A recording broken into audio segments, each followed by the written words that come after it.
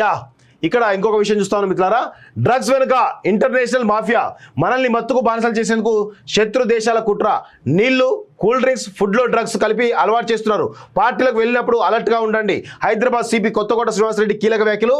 బోయిన్పల్లిలో 8.5 కోట్ల విలువైన drugs పట్టువేత, 3 arrest అంటూ చూస్తూ ఉన్నాం. సో అర్థమవుతుంది కదా, మన దేశంలో ఉన్నటువంటి యువతను నిర్వహించడానికి ఈరోజు కూల్ డ్రింక్స్ కావచ్చు, వాటర్ బాటిల్ కావచ్చు, వివిధ రకాల డ్రగ్స్ విషయంలో మన దేశ యువతను ఒక మత్తులో ఉంచి మన దేశాన్ని ఈరోజు ఖరాబ్ చేయాలన్నటువంటి ఒక దురుద్దేశంతో శత్రు దేశంలో ఉన్నటువంటి కొన్ని దేశాలు మన దేశం పైన డ్రగ్స్ యుద్ధం చేస్తున్నట్టు తెలుస్తుంది, డ్రగ్స్తో.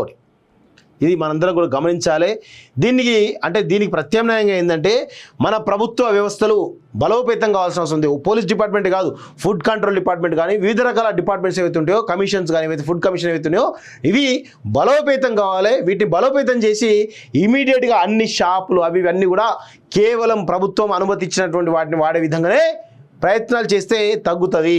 సో మనం చాలా పెద్ద ఎత్తున కొత్తకోట శ్రీనివాసరెడ్డి గారు సిపి గారు చాలా పెద్ద ఎత్తున ఈ డ్రగ్స్ కంట్రోల్ విషయంలో ఉక్కుపాదం మోపుతున్న విషయాన్ని మనం గమనించాలి. ఇప్పటికి కూడా ఏదైతే పబ్బులలో ఇంకా గంజాయి సంబంధించినటువంటి ఆనవాళ్ళు కనబడతా ఉన్నాయి.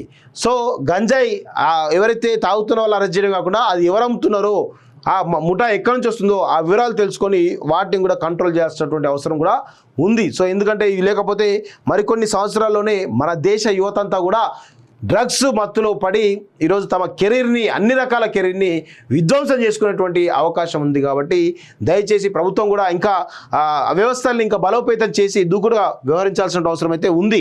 ఇప్పటికీ కూడా దూకుడుగా పోతున్నారు. ఇంకా దూకుడు పోవాలంటే వ్యవస్థలను ఇంకా విస్తరించుకోవాలి, వాటిని బలోపేతం చేసుకోవాల్సినటువంటి అవసరం అయితే కనబడుతూ ఉంది. ఇటు పోలీస్ డిపార్ట్మెంట్ కానీ, ఫుడ్ కంట్రోల్ డిపార్ట్మెంట్ కానీ అన్ని సంబంధిత విభాగాలన్నీ కూడా కోఆర్డినేషన్స్తో పనిచేయాల్సినటువంటి అవసరం అయితే ఉంది.